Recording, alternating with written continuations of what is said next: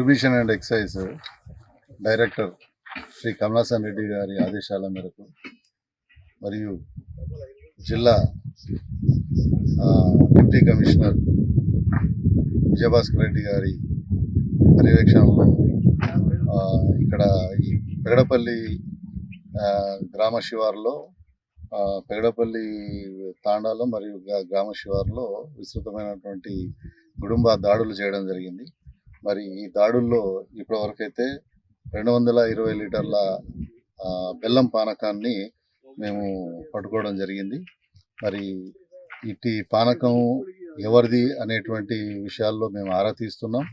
మరి దాన్ని త్వరలో అది ఎవరు పెట్టారనేటువంటి వ్యక్తులను మేము పట్టుకుంటాం.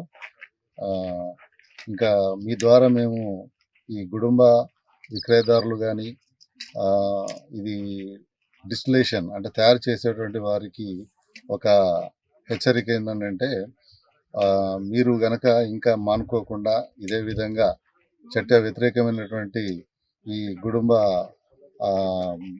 తయారు చేసి సరఫరా చేస్తున్నటువంటి అమ్మడం చేస్తున్నటువంటి పక్షంలో మీ మీద మరి మేము పీడీ యాక్టులు పెట్టడానికి కూడా వెనకాడము.